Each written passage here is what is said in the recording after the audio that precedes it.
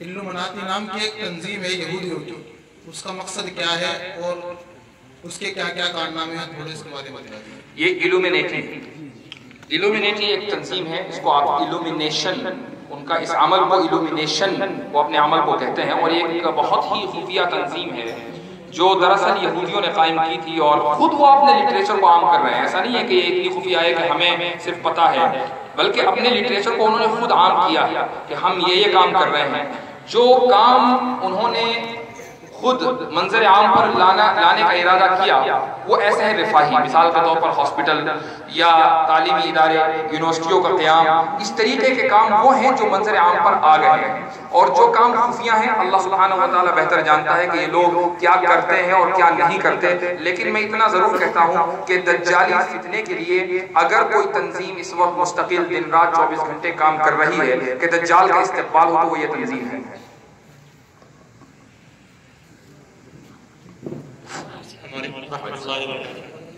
Actually, because of being a student at English department of Darul Uloom, I want to pose my question in English language. I want to ask, what do you think about the theory of secularism? Does this theory contradict Islam or not? And as per my big knowledge, some of our Islamic scholars also have predicted it with ungodliness. So what do you think about it? Do you want me to respond in English? Urdu. ठीक है, सवाल का भी तर्जुमा करो। सवाल ये है कि आप सेक्युलरिज्म के बारे में क्या समझते हैं? क्या सेक्युलरिज्म इस्लाम के मुखालिफ है या इस्लाम से मुतसादिम है? इस ताल्लुक से हमारी राय क्या है, ये सवाल आया है। देखिए, सेक्युलरिज्म के दो वर्जन हैं, एक है फ्रेंच वर्जन और एक है ब्रिटिश वर्जन। जो फ्रेंच वर्जन है वो 100% इस्लाम के मुखालिफ है, क्योंकि उस वर्जन का मतलब ये है कि हम किसी मजहब को अपने सेक्युलरिज्म के दायरा कार में कबूल नहीं करेंगे। यही वजह है कि फ्रांस में हिजाब पर पाबंदी है, किसी भी मजहबी अलामत पर पाबंदी है। उसकी वजह यह है कि वो उस सेक्युलरिज्म के अलंबरदार है कि जो किसी भी मजहब को कबूल नहीं करता। तुर्की में फ्रेंच वर्जन था सेक्युलरिज्म का एक अरसे तक। यही वजह है कि वहाँ पर मीनारों पर पाबंदी थी, अजान पर पाबंदी थी, हिजाब पर पाबंदी थी, मदरसों पर पाबंदी थी। एक ज़माने में 2008 की बात है, हालांकि तैयब उर्दुगान उस वक्त सदर बन चुके थे, मेरा तुर्की जाना हुआ और वहाँ पर एक साहब से मेरी मुलाकात हुई। वो साहब इस वक्त वहाँ के वज़ीर आज़म के मजहबी मुशीर हैं। तो वो मुझे एक इलाके में लेकर गए, उन्होंने कहा आप देवबंद से आए हैं तो मैं आपको मदरसे दिखाना चाहता हूँ। तो मैंने कहा यहाँ मदरसे हैं? उन्होंने कहा हैं, लेकिन अंडरग्राउंड है, खुफिया है। तो वो मुझे एक महल्ले में लेकर गए, तो वहाँ पूरा एक इदारा चल रहा था जहाँ 16 साल का निसाब था, 16 साल का निसाब तालीम था। तो वहाँ 2 साल किसी एक महल्ले में, 2 साल दूसरे महल्ले में, 5 साल दूसरे महल्ले में, और हर महल्ले में एक बिल्डिंग थी। जब हम वहाँ गए, हमने खटखटाया तो उसने हल्का सा जो सुराख था दरवाजे के, उसमें से देखा, हम लोग खड़े हुए नजर आए तो हम अंदर गए। वहाँ कुछ असातिज़ा से मुलाकात हुई तो उन्होंने कहा कि हुकूमत को मालूम है, लेकिन चूंकि हुकूमत तैयब उर्दुगान की और मुकम्मल अभी इस्लाह नहीं हो पाई, सेक्युलरिज्म जो फ्रेंच वर्जन था वो अभी बाकी है, इसलिए हम आज़ादी के साथ ये काम नहीं कर सकते। तो बहरहाल सेक्युलरिज्म का एक वर्जन तो ये है, और जो दूसरा वर्जन है ब्रिटिश, वो हमारे मुल्क में राइज है। और मैं जहां तक समझता हूं, और मैं चाहूंगा कि आप मुझसे इख्तिलाफ करें, इसलिए कि इख्तिलाफ हमारी तरक्की की रूह है। जब तक हम इख्तिलाफ नहीं करेंगे तरक्की नहीं हासिल कर सकते। हम मुखालफत और इख्तिलाफ दोनों में फर्क को समझ लीजिएगा।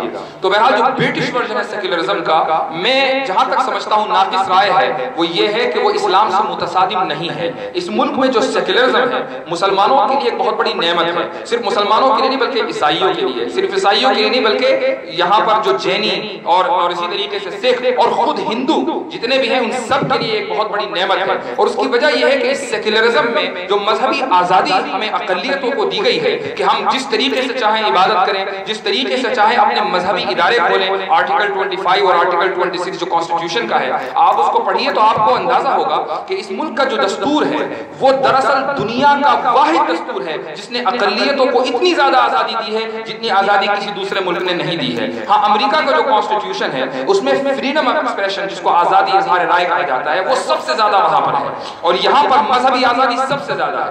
تو اس لیے میں کہتا ہوں کہ سیکولرزم اس ملک کا اسلام کے متصادم نہیں ہے، بلکہ ہم مسلمانوں کے لیے اور پوری دنیا میں، پورے ہندوستان میں جتنی بھی اقوام ہیں، سب کے لیے ایک نعمت ہے، اور ہمیں اور آپ کو اس سیکولرزم کو مضبوط کرنے کے لیے کام کرتے رہنا چاہیے.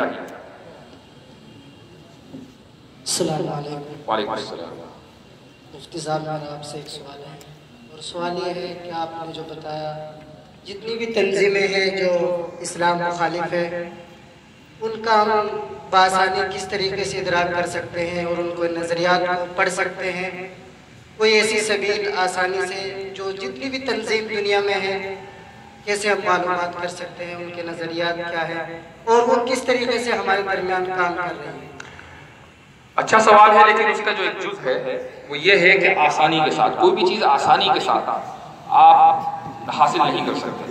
یہ یاد رکھ لیجیے گا، تھوڑی سی جدوجہد آپ کو کرنی پڑے گی. اور اگر ہم یہ سوچتے رہے کہ بھئی کوئی ایسی کتاب جس میں سب چیزیں ہوں اور وہ میں 2-4 راتوں میں پڑھ لوں اور میں ان تنظیموں کا ایکسپرٹ بن جاؤں، تو یہ نہیں ہوگا. ہاں، کچھ مواد آپ کو ایک کتاب میں ملے گا، کچھ دوسری کتاب میں ملے گا. آپ کو ہزار صفحات پڑھنے پڑیں گے، اور کوئی 1-2 تنظیمیں نہیں بلکہ ہزاروں تنظیمیں اس دنیا کے اندر کام کر رہی ہیں جن کے باطل نظریات سے ہمارا مقابلہ ہے. تو ظاہر ہے کہ جب آپ ان نظریات، ان تنظیموں کو سمجھیں گے، پڑھیں گے، ان کے نظریات کا مطالعہ کریں گے، اس کے بعد ہی کہیں آپ اس نتیجے پر پہنچیں گے کہ ان کا مقابلہ ہم کیسے کریں. مجھے یاد ہے کہ بلکہ ایک عجیب اتفاق ہے کہ آج سے غالباً 15 سال پہلے اسی جگہ، بالکل اسی جگہ ہم جمع ہوئے تھے، اور اس وقت میری کتاب کا رسم اجرا تھا گلوبلائزیشن اور اسلام. اور اس کتاب کو جب میں لکھ رہا تھا، میں اس وقت دارالفتہ کا طالب علم تھا، اور تکمیل ادب میں اور دارالفتہ کے دوران میں نے وہ کتاب لکھی تھی. تو میں نے غالباً 3 سے 4 ہزار صفحات تو پڑھے ہوں گے، اور اس میں سے ایک باب جو تنظیموں کے تعارف کے لیے ہے وہ اس میں سے لکھا تھا. اس وقت انٹرنیٹ آیا تھا دیوبند میں، بہت زیادہ عام نہیں تھا اور بہت سلو چلتا تھا. دہرادون آپ نمبر ڈائل کرتے تھے اور اس کے بعد 10 منٹ تک بیٹھ کے انتظار کرتے تھے کہ اب یہ کنیکٹ ہوگا. تو اس کے ایک کتاب ڈاؤن لوڈ کرنے کے لیے پورا دن لگتا تھا. تو یوں آسانی کے ساتھ ہم نے اس کا مطالعہ کیا اور اس کے بعد آپ کی خدمت میں پیش کیا. تو ایڈورٹائز نہیں ہے اپنی کتاب کا، لیکن میں چاہوں گا کہ اگر آپ کے پاس وہ کتاب ہو تو آپ اس کے ابتدائی جو صفحات ہیں وہ ضرور پڑھیں، اور اس طرح کی اور بھی کتابیں ہیں ان کو ضرور پڑھیے، تو تبھی آپ ان تنظیموں کا تعارف حاصل کر پائیں گے. انٹرنیٹ پر بھی بہت مواد اب ماشاءاللہ آ چکا ہے. السلام علیکم ورحمۃ اللہ وبرکاتہ. میرا آپ سے یہ سوال ہے کہ کچھ ایسی کتابوں اور جریدوں کا نام بتائیں جو فکری اطلاعات کو سمجھنے میں آسانی ہے. کچھ ایسی، دیکھیں جریدے کو اپنی جگہ رکھ دیجئے. عام طور سے جریدے بڑے خشک ہوتے ہیں، ٹھیک ہے، خصوصاً ایسے جریدے جس میں لمبے مقالات ہیں. کتابیں آپ علم کلام سے متعلق پڑھیں. جب آپ علم کلام کو اپنا موضوع بنا لیں گے، اور علم کلام سے مراد صرف شرح عقائد نہیں ہے، شرح عقائد تو ابتدائی منزل ہے. اس کے بعد آپ مثلا مولانا ادریس کاندھلوی رحمۃ اللہ علیہ کی کتاب علم کلام کے اوپر موجود ہے، آپ وہ پڑھیے. اسی طریقے سے آپ حضرت نانوتوی رحمۃ اللہ علیہ کی جو آسان کتابیں ہیں، انتصار الاسلام بہت آسان ہے، حجت الاسلام بہت آسان ہے، تقریر دل پذیر تھوڑا سا مشکل ہے، آب حیات بہت مشکل ہے، قبلہ نما کا جو ابتدائی حصہ ہے بہت آسان ہے، اور اس کا جو آخری حصہ بلکہ جو 2/3 ہے وہ بہت مشکل ہے. تو جو آسان حصہ ہے پہلے اس کو پڑھنا شروع کیجیے. جب آپ وہ پڑھ لیں گے تو آپ کے ذہن میں انفتاح کھلے گا آپ کا ذہن، اور آپ کو پھر مشکل حصہ بھی سمجھ میں آنے لگے گا. جب یہ فکری کتابیں آپ پڑھیں گے تو بہت آسانی کے ساتھ آپ ارتداد اور مرتدین اور اس طرح کے جو دعات ہیں، دعات الشیاطین، جو یہ سوالات کرتے ہیں، آپ ان سوالات کا بآسانی جواب دے سکیں گے.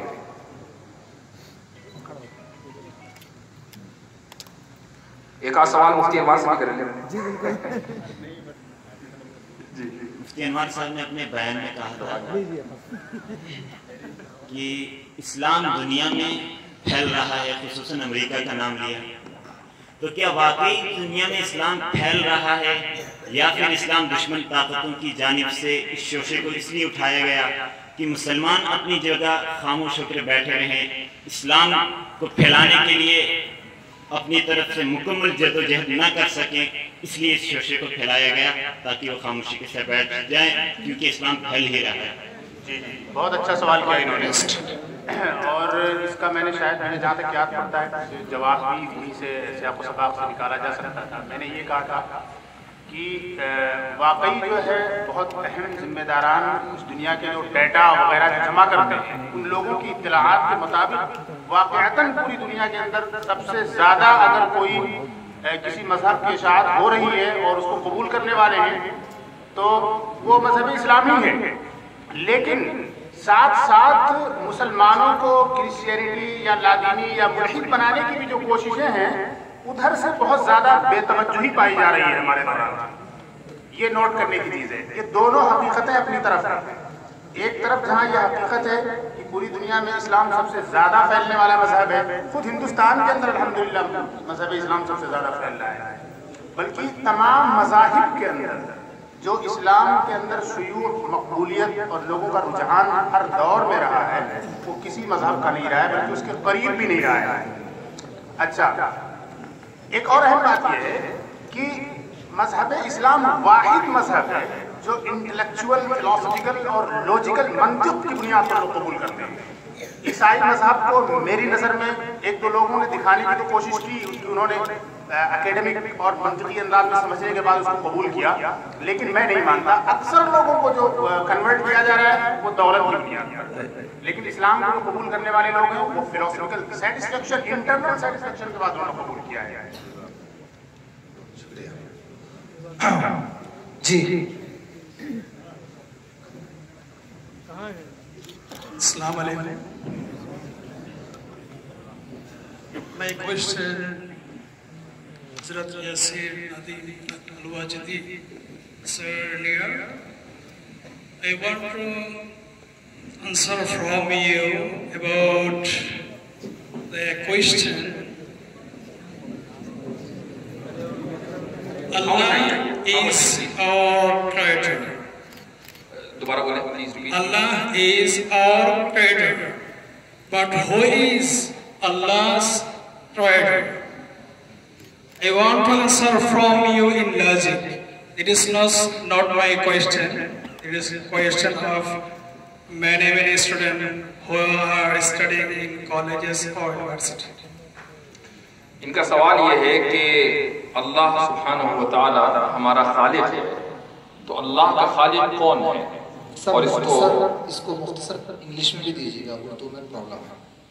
نہیں، پرابلم کیا ہے تو سب لوگ سمجھ جائیں گے۔ نہیں، اردو میں دینے کے بعد مختصر۔ اچھا، آپ جی یو ڈونٹ انڈرسٹینڈ اردو؟ جی understand Urdu. You understand Urdu? Yeah, you will can to answer in Urdu. Okay, inshallah. In logic, no in Holy Quran, Qul Huwallahu Ahad, Allahu Samad. Or no in Hadith, Astaghfirullah, Astaghfirullah. This is in logic just. یہ بہت اہم سوال ہے۔ انہوں نے یہ کہا ہے کہ لاجیکل بنیاد اور منطقی بنیاد پر ہم کیسے ثابت کریں کہ اللہ ہمارا خالق ہے، تو اس کا خالق کون ہے؟ بہت سے لوگ یہ سوال کرتے ہیں۔ میں نے اس کا یہ جواب اپنی اسپیچ میں دیا تھا، اس کی طرف اشارہ کیا تھا، آپ اس کو استعمال، یوں تو بہت سارے اس کے جواب ہیں، لاجیکل بہت ہیں۔ ان میں سے ایک جواب یہ ہے کہ اللہ سبحانہ و تعالی ہمارا خالق ہے اس لیے کہ وہ قادر مطلق ہے، ہی از اومنیپوٹنٹ، ہمارا وہ قادر مطلق ہے، اور جو بھی قادر مطلق ہوگا وہ خالق ہوگا۔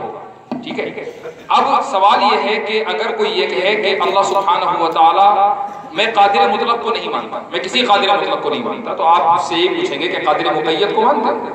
اگر وہ قادر مقید کو مانے اور اس سے مفر نہیں تو قادر مطلق کا ماننا خود بخود لازم آ جاتا ہے۔ یہ ذہن میں فوری طور پر جواب آیا اور اس کا میں ذکر کر چکا ہوں، چونکہ جو ذات قادر مطلق ہوگی اسی کو حق ہے کہ وہ خالق ہو، اور اس کے اوپر کوئی دوسرا قادر نہیں ہو سکتا، ورنہ وہ قادر مطلق خود قادر مقید ہو جائے گی، اور اس طریقے سے سلسلہ تسلسل کے ساتھ چلتا رہے گا، اور تسلسل باطل ہے۔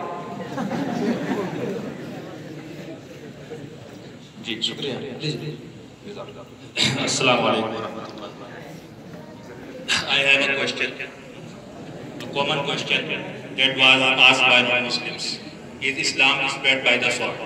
ایک عام سوال ہے مسلمان غیر مسلمین کے ذریعے سے جو پوچھا جاتا ہے اکثر و بیشتر، کیا اسلام تلوار کے ذریعے پھیلا ہے؟ مجھے جی ہو گیا سوال، یہ بھی پورا نہیں۔ اچھا، تو بہت سے لوگ اس کا یہ جواب دیتے ہیں کہ جو تلوار استعمال کی گئی تھی اس وقت وہ پیس اور امان کو مینٹین کرنے کے لیے، باقی رکھنے کے لیے کی گئی تھی، لیکن سوال یہ ہے کہ آپ علیہ السلام کی وفات کے بعد اس کے بعد بھی کئی جنگیں ہوئی ہیں، کئی غزوات ہوئے ہیں، پھر وہ کیوں اگر اسلام طلبہ کے ذریعے نہیں پھیلا؟ کیونکہ اس وقت تو جزیرۃ العرب میں امن و امان قائم ہو گیا تھا، پیس مینٹین ہو گیا تھا، ریمین تھا، پھر کیوں ایسا؟ جزاک اللہ۔ میں کہہ رہا تھا کہ مجھے خوشی اس بات کی ہے کہ اس گیدرنگ میں، اس مجمع میں 3 سوال انگریزی زبان میں ہوئے ہیں، اور اس سے اندازہ لگائیے کہ ماشاءاللہ طلبہ میں اس طرف بھی بیداری آ رہی ہے کہ وہ ایک زبان کو محض زبان ہونے کی حیثیت سے سیکھ رہے ہیں، اور وہ اس تعلق سے فکر مند ہے ماشاءاللہ۔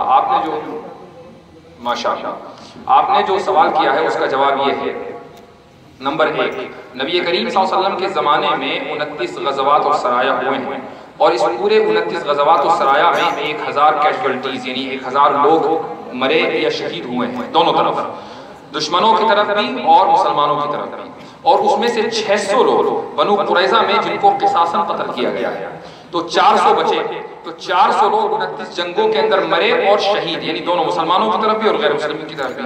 تو جو لوگ یہ سوال کرتے ہیں کہ اسلام تلوار کے ذریعے پھیلا ہے اور اسلام بڑا جنگجو اور متشدد مذہب ہے، تو ان سے یہ کہنا چاہیے کہ آپ نے اکیلے عراق جنگ میں 3 لاکھ لوگوں کو مار دیا، افغانستان میں 5 لاکھ لوگوں کو مار دیا ایک جنگ میں، اور جب اسلام میں جو جنگیں ہوئی ہیں حالانکہ مجبوری میں ہوئی ہیں، کوئی جنگ کرنا نہیں چاہتا، 29 غزوات میں جو ٹول ہے ڈیتھ ٹول وہ صرف 400 کا ہے، ایک بات۔ نمبر 2، دوسری بات یہ ہے کہ اسلام میں جو جنگ کا نظریہ ہے، تصور ہے، اس کو سمجھنے کی ضرورت ہے کہ وہ کیوں ہے۔ یا تو جنگیں اس لیے کی گئی ہیں تاکہ چونکہ دشمن میں امیڈیٹ تھریٹ، میں جو لفظ بول رہا ہوں اس کو یاد رکھیے گا، دشمن امیڈیٹ تھریٹ تھا یعنی فوری خطرہ تھا، اس لیے جنگ احد ہوئی، اس لیے جنگ احزاب ہوئی، یا پھر وہ پاسبل تھریٹ تھا یعنی ممکنہ خطرہ تھا، اس لیے جنگ بدر ہوئی، اس لیے جنگ تبوک ہوئی۔ اور یہی وجہ ہے کہ جو رومن امپائر تھے، نبی کریم صلی اللہ علیہ وسلم کی وفات کے بعد صحابہ کے زمانے میں رومن امپائر اور پرشین امپائر سے جنگیں ہوئی ہیں، چونکہ یہ دونوں جو دونوں علاقے تھے، دونوں حکومتیں تھیں، یہ پاسبل تھریٹ تھے جو پلاننگ کر رہے تھے کہ مسلمانوں کو کچل دیا جائے۔ اور اس کے بعد آگے بڑھیے، نبی کریم صلی اللہ علیہ وسلم کی حدیث ہے اترکوا الاتراک ما ترکوا، کہ ترکوں کو اس وقت تک چھوڑے رکھو کہ جب تک کہ وہ تمہیں چھوڑے رکھیں، تمہیں وہاں تک جانے کی ضرورت نہیں ہے۔ جو صحابہ خراسان تک آ گئے تھے، افغانستان تک آ گئے تھے، وہ منگولیا جا سکتے تھے، اگر اسلام کو تلوار کے ذریعے پھیلنا تھا تو بہت آسانی کے ساتھ اس زمانے میں منگولیا پر حملہ کیا جا سکتا تھا، لیکن چونکہ نبی کریم صلی اللہ علیہ وسلم نے فرما دیا تھا اترکوا الاتراک ما ترکوا، اور اس حدیث سے صحابہ نے یہ سمجھا تھا کہ جو ترک ہیں اس زمانے میں منگولین، نہ تو وہ امیڈیٹ تھریٹ ہے نہ وہ پاسبل تھریٹ ہے، اس لیے ان سے جنگ کرنا ضروری نہیں ہے، جنگ صرف انہی سے ہوگی جو ہمارے لیے خطرہ بن رہے ہیں۔ اس بات کو ذہن میں رکھیے، اور اس کے بعد آپ آسانی کے ساتھ سمجھا سکیں گے کہ مسلمانوں نے اسلام کو پھیلانے کے لیے تلوار کا سہارا نہیں لیا، محض خطرات کو دور کرنے کے لیے اور اپنے آپ کو بچانے کے لیے اور اپنے فلسفے کو پھیلانے کے لیے، اپنے فلسفے اور افکار کو باقی رکھنے کے لیے جنگوں کا سہارا لیا ہے، اور وہ بھی بقدر ضرورت۔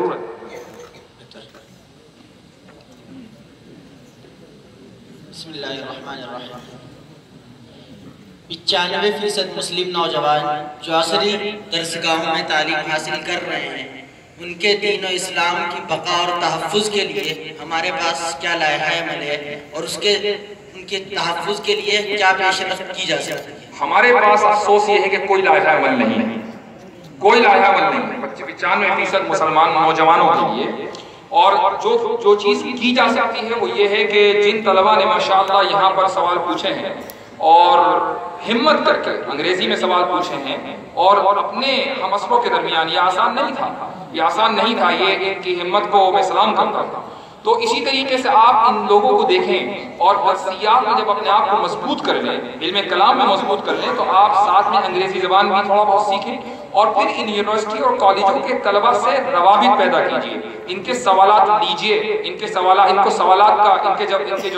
ان کا جواب دیجیے۔ اور اس وقت جو سب سے آسان طریقہ، ایک صاحب نے کہا کہ آسان طریقہ کیا ہے، وہ یہ کہ اگر آپ یوٹیوب کے اوپر جو اس طرح کی ویڈیوز ہیں، آپ ان کو دیکھ کر سوالات کو لکھ لیں، جتنے بھی سوالات آتے ہیں، تو اس کے بعد آپ کو آسانی رہے گی کہ ان سوالات کا جواب کیا ہونا چاہیے۔ آپ اپنے اساتذہ سے پوچھ سکتے ہیں، یا اپنے وہ ساتھی جن کے بارے میں آپ تصور کرتے ہیں کہ ہم سے زیادہ استعداد ہے یا معلومات ہے، آپ ان کے سامنے وہ سوالات کر سکتے ہیں۔ اس وقت ایک اس کا پورا نام میرے ذہن سے نکل گیا، پنڈت آریہ کچھ کر کے ہے، اس کی ویڈیوز کافی چل رہی ہیں، اس کی ویڈیوز ضرور دیکھیے، اس نے عقلی اعتبار سے اسلام پر کافی اعتراضات کیے ہیں، ان کو مکمل ایک لسٹ بنا لیجئے اور اس کے بعد ان کے جوابات تلاش کیجیے۔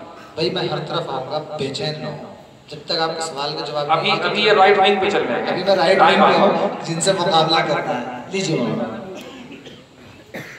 السلام علیکم حضرت، یہ بات معلوم کرنی ہے کہ غیر اسلامی مخالف جو تنظیمیں ہیں وہ یہ کہتے ہیں کہ فلاں سال تک ہم ہندوستان کو ہندو راشٹر بنا دیں گے، وہ کون سی کمزوری ہے جو ہمارے اندر دیکھ کر کے اس بات کو کہہ رہے ہیں؟ ہمارے اندر کوئی کمزوری نہیں، اس کمزوری کو دیکھ کر نہیں بلکہ مضبوطی کو دیکھ کر وہ یہ بات کہہ رہے ہیں کہ ہم اس ملک کو ہندو راشٹر بنا دیں گے، ٹھیک ہے؟ تو اس لیے اس بات کو ذہن سے نکال دیجئے کہ آپ کے اندر کوئی کمزوری ہے، دراصل جو خوف ہے وہ آپ کی مضبوطی سے ہے۔ لیجیے۔ السلام علیکم۔ کیا آپ نے جو ابھی سوال کا جواب دیا ہے قادر مطلق نہیں ہو سکتا ہے ورنہ تو سب سے لازم آئے گا، لیکن ایک سوال اس پر یہ ہو رہا ہے کہ قرآن پاک میں ان اللہ علی کل شیء قدیر، کہ اللہ تبارک و تعالی ہر چیز پر قادر ہے۔ اب یہاں پر یہ سوال ہو رہا ہے کہ اللہ تبارک و تعالی اپنے جیسے بنانے پر بھی قادر ہے، اگر ہے تو کیوں نہیں بنا سکتے، اگر نہیں ہے تو کیوں نہیں بنائیں گے، جبکہ قرآن پاک میں ہے ان اللہ علی کل شیء قدیر۔ اس کا میں نے جواب دیا، لیکن آپ نے جو آیت ذکر کی ہے اسی میں سے لے لیجئے جواب۔ اللہ تعالیٰ ہر چیز پر قادر، ہر شے پر قادر ہے، تو جو چیز شے نہ اس پر قادر کیسے ہوگا؟ شے پر قادر ہے تو جو چیز لا شے ہے اس کا ذکر اس آیت میں نہیں ہے۔ لا شے مقدور ہی نہیں، چاہے جائے کہ آپ یہ پوچھیں کہ اس پر قادر ہے کہ نہیں ہے، جو چیز مقدور ہی نہیں ہے اس پر قدرت کا کوئی مطلب نہیں۔ السلام علیکم۔ تھوڑا سا قریب فکر کی آزادی اور روشن خیال، فکر کی آزادی اور روشن خیالی میں کوئی فرق ہے؟ اگر ہے تو کیا ہے؟ اس کے بارے میں ہمیں کیا خیال رکھنا چاہیے؟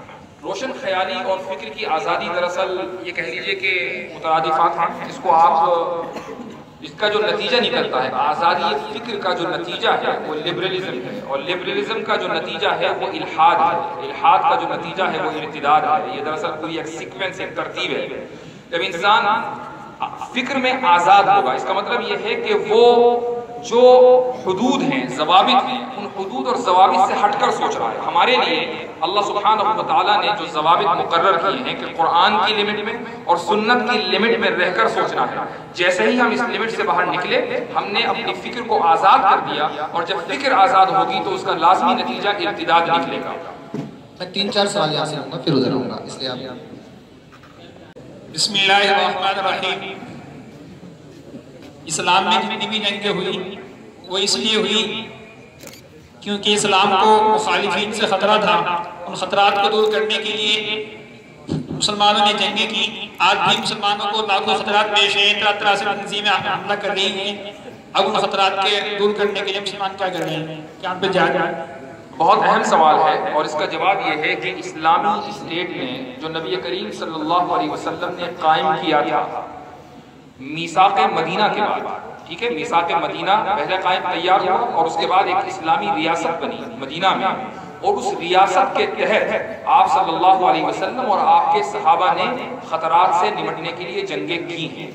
یہ اسوہ آپ صلی اللہ علیہ وسلم نے ہمیں دیا ہے، آپ کے صحابہ نے ہمیں دیا ہے، اور اس سے یہ پتہ چلتا ہے کہ اگر دشمن اتنا طاقتور ہے کہ وہ ہتھیار کے ذریعے آپ کے اوپر حملہ آور ہے تو اس کا جواب پھر اسی طریقے سے اس وقت دیا جائے گا جبکہ آپ نبی کریم صلی اللہ علیہ وسلم کے اسوے اور سنت کے مطابق ایک ریاست قائم کر دیں گے، اور وہ ریاست اپنی سرپرستی میں جنگیں کرے گی۔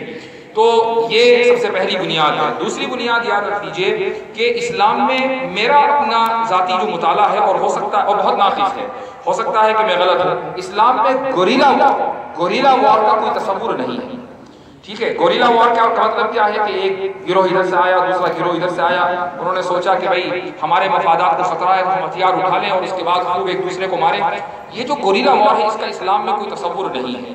تو جو بھی جب بھی جہاد ہوا ہے وہ ریاست کی سرپرستی میں ہوا ہے، تو اس لیے اس چیز کو ذہن میں رکھا جائے۔ جزاک اللہ۔ بسم اللہ، بڑا اہم سوال ہے استواء علی العرش کا۔ ہماری طرف ایک طبقہ ہے جو کہتا ہے کہ اللہ تعالیٰ جو ہے ناظر تو ہے لیکن حاضر نہیں ہے جگہ، بلکہ صرف عرش پہ بیٹھا ہوا ہے۔ ہم نے اپنے طور پہ اس کا جواب دیا لیکن ہم اپنے جواب سے خود مطمئن نہیں ہیں۔ اس سوال کا آپ نہ جواب دیں اور نہ سوال کریں، کیوں؟ اس کی وجہ یہ ہے کہ ان سوالات اور جوابات سے ہم اوب چکے ہیں۔ یہ اتنے سوالات آ چکے اس طرح کے مسلکی تنازع۔ ہم جب اس نشست میں بیٹھے ہیں تو میں سمجھتا ہوں کہ ہم مسلک سے تھوڑا سا باہر نکل آئے۔ اللہ سبحانہ و تعالیٰ عرش پہ مستوی ہے، حاضر و ناظر نور و بشر، اس پہ اتنا لٹریچر ہے کہ اگر ہم ان مفید مجلسوں اور نشستوں میں بھی پھر انہی چیزوں کو لے کر آئیں تو آخر کب ہم اس چیز سے باہر نکلیں گے؟ ابھی ہماری پوری گفتگو کا جو محور ہے وہ یہ ہے کہ ہم مسلکوں مختلف مسالک کے جو ریپریزنٹیٹیوز ہیں، ترجمان ہیں، علماء ہیں، ان کے پاس جائیں اور ان سے گفتگو کریں۔ یہ مسئلے اپنی جگہ، یہ اختلافات اپنی جگہ، ان اختلافات سے کوئی مفر نہیں، لیکن یہ اکیڈمک انوائرمنٹ میں، اکیڈمک ماحول میں رہنا چاہیے۔ آپ عوامی پلیٹ فارم پر ان مسائل کو بالکل نہ اٹھائیے، اور اگر کوئی اٹھا رہا ہے تو اس کو جواب نہ دیجیے، کیونکہ جب آپ جواب دیں گے تو جواب الجواب کا سلسلہ شروع ہوگا اور آپ کبھی اس مسلکی تنازعات سے نکل نہیں پائیں گے۔ اور یہ جو صلیبی جو یہ الغار ہے وہ دراصل صہیونی، وہ یہی ہے کہ ہم ان مسلکی تنازعات کے اندر پڑے رہے۔ بہت اچھا، میں عرض کر دوں کہ پہلے یہ بات طے تھی کہ پروگرام کا جو عنوان ہے اس سے ہٹ کے سوال نہیں ہوگا، فکری ارتداد کا مقابلہ کیسے کریں، یا مفتی صاحب کی تقریر یا مولانا انوار صاحب کی تقریر، اس کے علاوہ کوئی بھی سوال نہیں ہونا چاہیے، بالکل بھی۔ لیجیے مولانا۔ اسلامی کی اقتصادی نظام جس کے سلسلے میں عنوان صاحب کا اٹھاؤ۔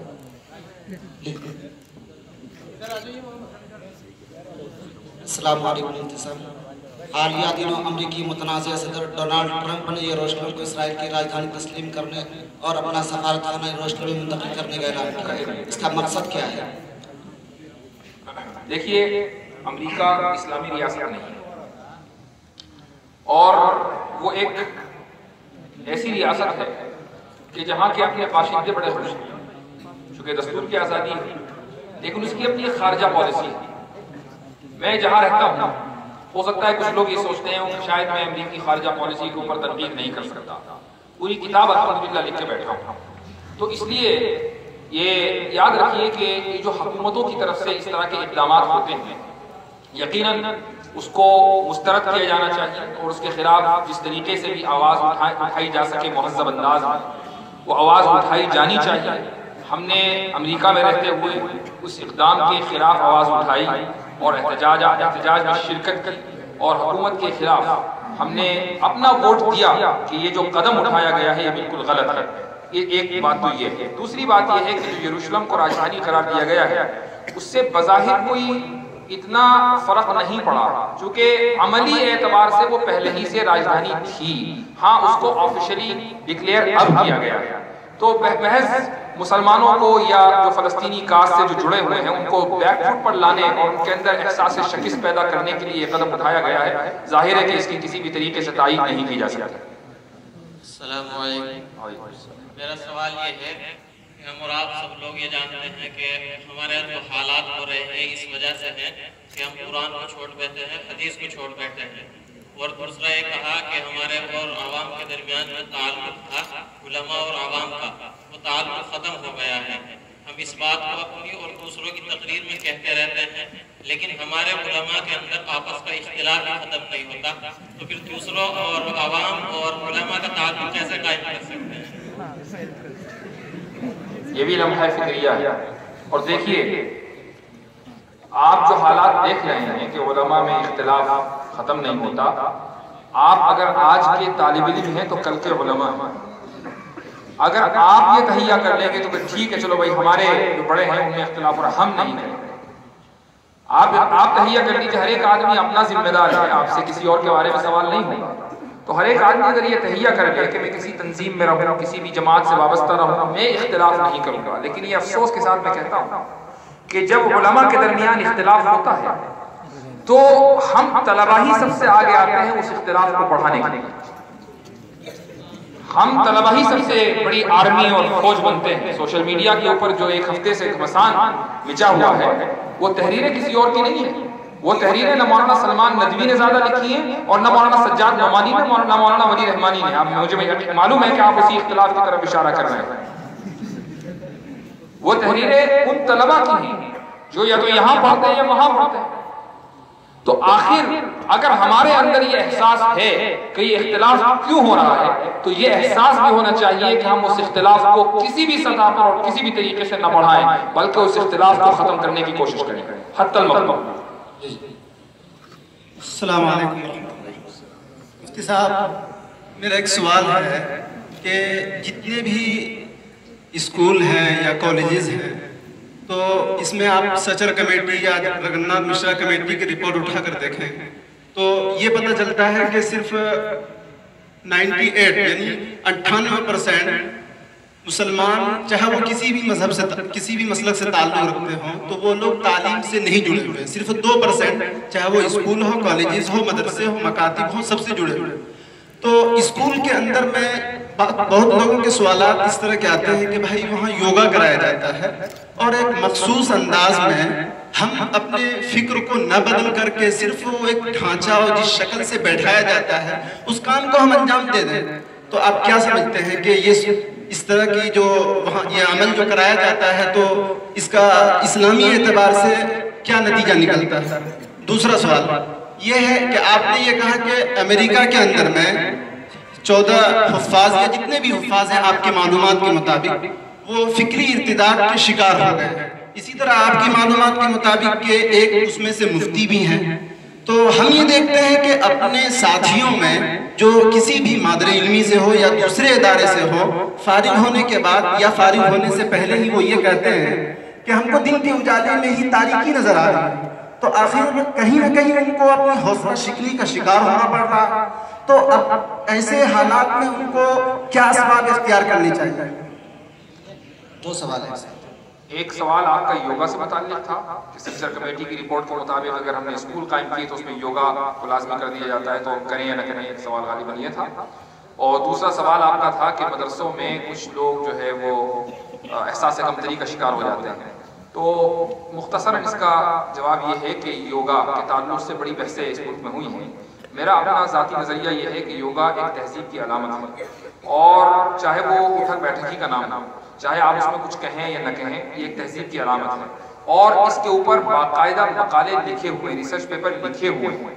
اس لیے ہم اگر میرے اختیار میں کوئی ادارہ ہوگا تو میں کبھی بھی یوگا کو وہاں نافذ نہیں ہونے دوں گا.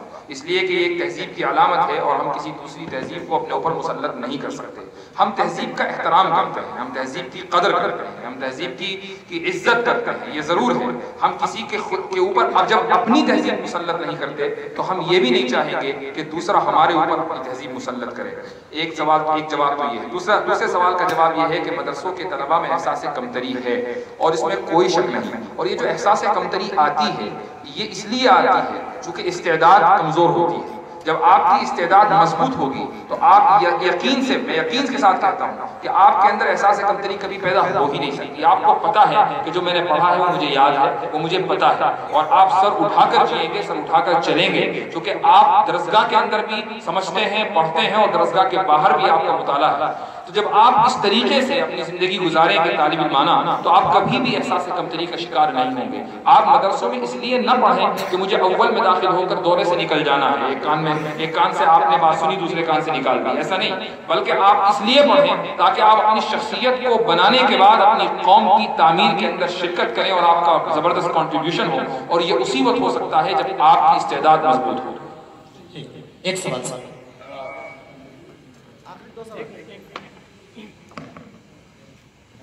ایک منٹ دے رہی ہے، مطلب 12 کے بعد ان کو دقت ہو جائے گی. میڈیا والے 2 گھنٹے سے انتظار کر رہے ہیں. اچھا بائٹ نہیں ان کو یہ سوال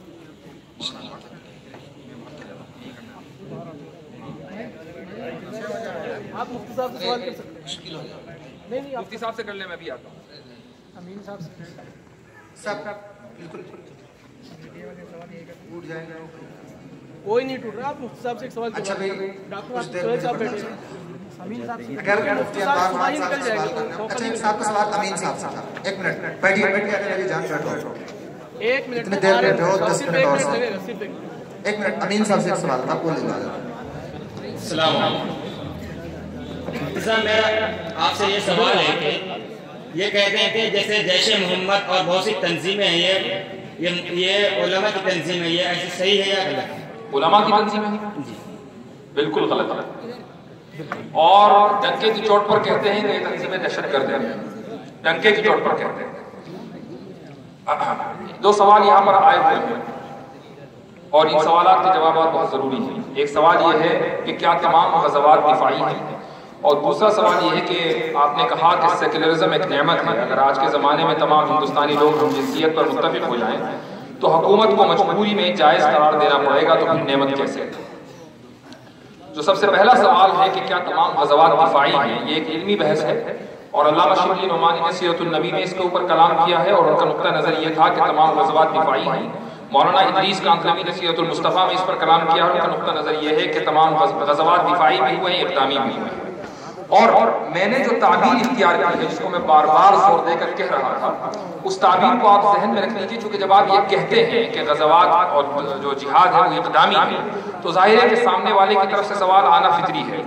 तो इसलिए जो जितने भी आप ग़ज़वात का मुताला करेंगे, सराया का मुताला करेंगे आप सल्लल्लाहु अलैहि वसल्लम की ज़िंदगी में और फिर सहाबा की ज़िंदगी में, आप देखेंगे कि जो ग़ज़वात हुए हैं, जो जंगें हुई हैं, वो इसलिए हुई हैं कि या तो फौरी ख़तरा सर पर मंडला रहा था या मुमकिना ख़तरा वहाँ था। यानी अगर उसको फौरी तौर पर हल ना किया जाए तो वो 1 साल के बाद, 2 साल के बाद, 4 साल के बाद हमला आवर होंगे और गला कमा कर देंगे, तो इसको मुमकिना ख़तरा कहा जाता है। तो जो तुर्कों की मैंने मिसाल दी कि तुर्कुल अतरा का माता रखो, उन्होंने जो हमला किया था वो सन 552 हिजरी के अंदर किया था बगदाद के ऊपर, नबी करीम सल्लल्लाहु अलैहि वसल्लम की हिजरत के 500 साल के बाद। तो वो फौरी खतरा भी नहीं था और मुमकिना खतरा भी नहीं था। तो इसलिए आप सल्लल्लाहु अलैहि वसल्लम को ने सहाबा को कह दिया था कि उनको छोड़े रखना, उनको उनसे उलझने की जरूरत नहीं है। तो ये तो आपके पहले सवाल का मुख्तसर जवाब हुआ। और दूसरा सवाल जो सेक्युलरिज्म के ताल्लुक से है, याद रखिए कि सेक्युलरिज्म जब हम कहते हैं तो हम बात करते हैं दस्तूर की, हम बात कानून की नहीं करते। दस्तूर और कानून के दरमियान फर्क मालूम होना चाहिए। जो दस्तूर है वो बदला नहीं करता, कानून बदल जाता है। कानून बाज़ मर्तबा एक कम्युनिटी के खिलाफ भी हो सकता है, बाज़ मर्तबा मुल्क के मफाद के खिलाफ भी हो सकता है वो कानून, क्योंकि कानून हुकूमत बनाती है। और दस्तूर एक मर्तबा बन चुका, उसके अंदर आमतौर से तब्दीली नहीं होती। दस्तूर में तब्दीलियां हुआ करती थी। 2007 की सुप्रीम कोर्ट बेंच ने, 9 रुकनी बेंच ने एक फैसला दिया था 9th शेड्यूल के बारे में। 9th शेड्यूल एक लीगल टर्म है और इसका मतलब ये जब जमींदाराना निजाम यहाँ कायम हुआ था तो 1951 में नेहरू ने ये देख लिया था कि दस्तूर के अंदर हम तब्दीली कर सकते हैं अगर हमारी पार्लियामेंट में अक्सरियत है। और जितनी भी तब्दीलियां दस्तूर के अंदर हुई हैं वो 9th शेड्यूल के तहत हुई हैं और उसके बाद ये तब्दीली होती रही यहाँ तक कि 1975 तक तब्दीलियां हुई। और सुप्रीम कोर्ट की जो बेंच बैठी 2005 या 7 में आप पढ़ सकते हैं, उसने ये फैसला दिया कि 75 से पहले की जितनी तब्दीलियां दस्तूर में हुई हैं उनको बाकी रखा जाएगा और 75 के बाद की जितनी तब्दीलियां हुई हैं उनको कोर्ट के अंदर, सुप्रीम कोर्ट में चैलेंज किया जा सकता है। आम दस्तूर के अंदर तब्दीली करना कोई आसान नहीं है। अब जो बात आपने कही है हम जिन्स परस्ती और वगैरह वगैरह, ये कानून है, ये कानून तो बन सकता है लेकिन दस्तूर में हम जिन्स परस्ती नहीं आती। हाँ, आप कानून की मुखालफत कीजिए और अगर आप मुखालफत नहीं कर सकते चूंकि पार्लियामेंट में किसी की अक्सरियत है पार्टी की और उसने वो कानून बना दिया, क्या कर सकते हैं आप? तो जो भी आपका जमहूरी हक है आप उस हक को इख्तियार कीजिए। और हमारे यहाँ तो हदीस में नबी करीम सल्लल्लाहु अलैहि वसल्लम ने फरमा दिया कि जुल्म के खिलाफ अगर खड़े होना है तो या तो हथियार, या तो हाथ से या जबान से, और जो आखिरी दर्जा है वो दिल से। अगर तमाम ज़राए खत्म हो गए तो कम से कम दिल से बुरा जाने, तब भी आप ये सेक्युलरिज्म आपके खिलाफ नहीं होगा। बिस्मिल्लाहिर्रहमानिर्रहीम। छुट्टी में मैं ट्रेन में जा रही थी तो 50-60 ईसाइयों की एक टोली ट्रेन में जा रही थी। उन लोगों ने रेस्टोरेंट समझ करके मुझसे रब्ता किया, खासतौर से दारुल रेस्टोरेंट की वजह से। उन्होंने ये कहा कि अल्लाह हमारे क्रिएटर है, हमारा मालिक है, खालिक है, गोया कि वो हमारे लिए अच्छा ही सोचेगा। दूसरी बात यह कि दुनिया एग्जाम हो तो क्या कोई माँ बाप अपने बच्चों को आग और फूल की तरफ इख्तियार करने, दोनों में से किसी को इख्तियार करने का हक देगा? ये डायरेक्टली अल्लाह ताला जो हमारे खालिक है वो भूल की तरफ हमें क्यों नहीं रास्ता करता? दोनों हमें दो ये रास्ते क्यों देते हैं कि एक अच्छाई एक बुराई का? अच्छाई इख्तियार करोगे तो ये जन्नत मिलेगा और बुराई करोगे तो फिर जहन्नम मिलेगा। सवाल बहुत अहम है और आप उसको वहीं पकड़ सकते थे, लेकिन आप ये कहते कि जब आपने मान लिया कि दुनिया एग्जाम हॉल है तो एग्जाम हॉल में माँ बाप नहीं होते बल्कि टीचर होता है। ये मेरा कहना था कि ये एग्जाम हॉल है जैसा कि हम लोग कहते हैं। उनका एक जवाब तो मैंने ये दिया कि अगर दो यूनिवर्सिटी जाए, ये अच्छे बच्चे और बुरे बच्चे भी पढ़ते हैं और एक जगह जहाँ से बुरे बच्चे पढ़ते हैं, जहाँ अच्छे और बुरे बच्चों में से सब निकल करके कोई अच्छा बच्चा निकलता है तो उसकी बात कुछ और होती है। और जहाँ ये आपने जवाब दिया। उनका सवाल ये था कि अल्लाह ताला ने बच्चों को, अगर हम सब अल्लाह के बच्चे हैं, अपना अल्लाह है, तो सिर्फ फूल की तरफ हमें रग़बत क्यों नहीं दिलाई, अंगारे की तरफ क्यों दिलाई? तो हाँ, तो यही बुनियादी गलती है कि जब वो अल्लाह ताला को अपने अकीदे के मुताबिक हमें अल्लाह की औलाद समझ रहे हैं, नहनु अब्नाउल्लाहि व अहिब्बाहु, कुरान में मौजूद है, वो दावा है और अल्लाह सुब्हानहु व तआला ने उस दावे को मुस्तरद कर दिया कि अल्लाह, और जो आपने कहा वो जवाब बिल्कुल सही था कि जब खुद ईसाईयत के अकीदे के मुताबिक इस दुनिया का एक दिन खात्मा होना है और हमें अगली दुनिया में जाना है, तो यहाँ आने का हमारा मकसद क्या है? हमारा मकसद यही है कि हम अगली दुनिया में कामयाब हों, और अगली दुनिया में कामयाब होने के लिए हमें एग्जाम में बैठना पड़ेगा और एग्जाम में मुश्किल सवाल भी आएंगे, आसान भी आएंगे, वो सवाल भी आएंगे जो हमें नहीं पता। तो इसीलिए ये तसव्वुर कर लेना, उसूल की गुफ्तगू कीजिए, ये तसव्वुर कर लेना कि हम अल्लाह के बेटे हैं, लिहाजा अल्लाह ताला हमें अच्छी बातों की तरफ तरगीब देगा, ये उसूली गलती है। पहले आप उसूल पर गुफ्तगू करें और फराक का जवाब आप बाद में दें। भाई मैं अर्ज कर दूं, एक मिनट, जो लोग बहुत ज्यादा टेंशन में, वक्त 11 बजे तक था जो हमने इंतजामिया को दिया, ये हमारी अपनी कह लीजिए कि एक हिम्मत की बात है, हम 12 बजे तक खड़े हैं और सुन रहे हैं। तो अब सिर्फ 3 सवाल होगा, एक यहाँ से, ताहिर भाई का वहाँ से, उसके बाद एक सवाल यहाँ से। मौलाना माफ कीजिए, अगली बार हम और आप कर सकते हैं। अस्सलाम वालेकुम जी मुफ्ती साहब, मेरा सवाल ये है कि आपने कहा कि हमारे अफकार और नजरियात पर इस वक्त हमला करने वाली तकरीबन 4 तंजीमें मौजूद हैं, सलेबी, इसी तरह सहयोनी, इसी तरह मुस्लिम राइट मंच। मेरा सवाल ये है कि चारों तंजीमों में से कौन सी ऐसी तंजीम है जो इस वक्त फेसबुक और व्हाट्सएप के जरिए मुसलमानों के फिक्री इत्तेलात पर हमला कर रही है? मजीद ये कि मुसलमानों में जो ग्रुप बंदी है, किसी का ताल्लुक मसलक देवबंद से है, किसी का ताल्लुक इमाम आला हजरत से है, तो इनमें से कौन सा मसलक है जिनमें से किसी खास तबके को निशाना बनाकर ये चारों तंजीम उन पर हमला कर रही है?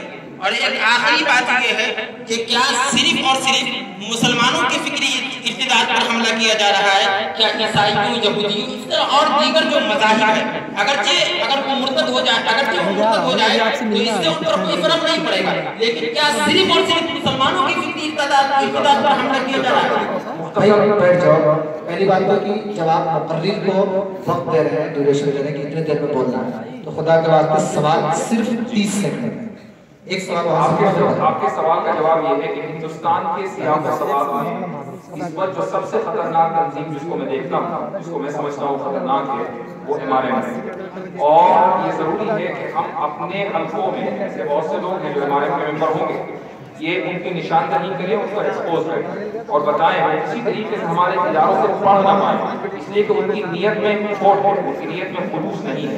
हमें मुखलिसीन चाहिए, हमें कज़्ज़ाबीन और दज्जालीन नहीं चाहिए, और ये दज्जाल अगर हमारी सफ़ों में है तो इसकी निशानदही करना हमारे ऊपर फर्ज़ ऐन बन जाता है। तो इसलिए मैं समझता हूँ कि हम इस मुल्क के सियासी सवाल में तंजीम सबसे ज़्यादा खतरनाक है। और आपने जो दूसरा सवाल किया कि इख्तिलाफात वगैरह के ताल्लुक से, तो इसका ताल्लुक ये जो सहयूनी यलगार है उससे है, और हर मकतबे फिक्र में ऐसे अफराद मौजूद हैं, हर मकतबे फिक्र में। ऐसा नहीं कि हम अपना उलमाए देवबंद हैं लिहाजा हमारे यहाँ कोई कुछ नहीं हो सकता, नहीं, क्योंकि बहुत बड़ा वसीम हल्का है, मकतबे फिक्र है, हिंदुस्तान में है, पाकिस्तान में, बांग्लादेश में, दुनिया भर में फैला हुआ है और आजाद है, हमारे मदद में आ सकता है।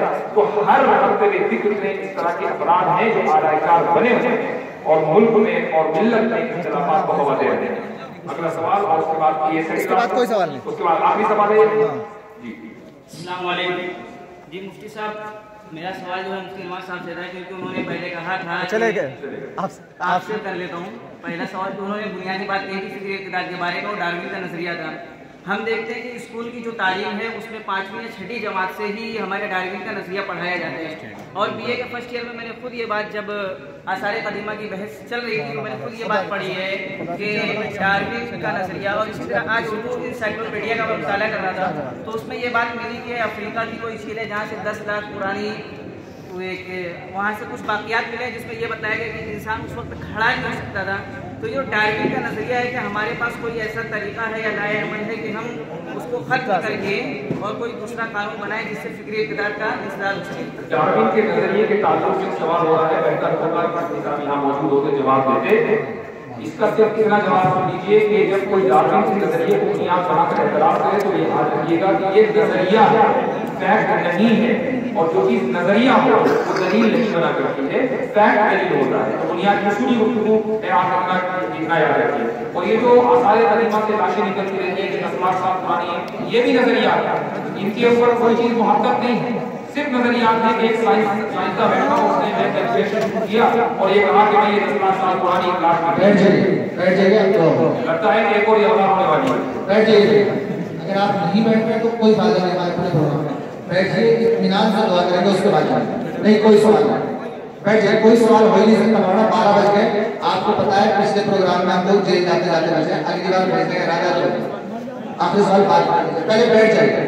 ایک چیز میں کلیئر کر دوں، سامنے لکھا ہے کہ کملیش تیواری رنگیلا رسول نام کی فلم لا رہا ہے. میں نے اس پر پوری تحقیق کر لی ہے، ایسا کوئی ٹریلر نہیں جاری ہوگا. اور اگر ہو رہا ہے جی صرف ایک وضاحت کر دوں کہ صاحب نے سوال کیا ہے کہ میں نے یہ کہا کہ مولانا مفتی صاحب کا تھوڑا سا حجاب ہٹ جائے، تو یہ اختلاف اور مخالفت میں فرق کیجیے. اور پھر میں نے غالباً یہ کہا کہ اختلاف کو ہمیں ختم کرنا چاہیے، جبکہ میں ایک موقع پر یہ بھی کہہ چکا کہ اختلاف ہماری ترقی کا ضامن ہے.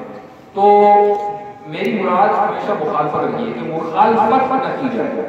اختلاف ہمیشہ سے رہا ہے، رہے گا، صحابہ کے زمانے سے چلا آ رہا ہے، اور اس زمانے میں جو جنگیں ہوئی ہیں خوارج، معتزلہ، شیعہ وغیرہ سب نکلے ہیں. تو آپ اختلاف کو نہیں ختم کر سکتے. ہم مخالفت کی فضا کو آپ ختم کر سکتے ہیں یا آپ کے اختیار میں.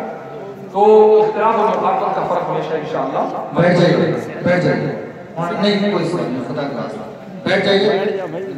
تو یار 12 بج گئے. جی حضرت صاحب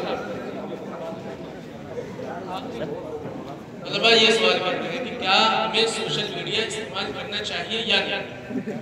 پڑھنے والے پر نہیں، اور جو نہیں پڑھتا ہے نہیں، سب کو کرنا چاہیے،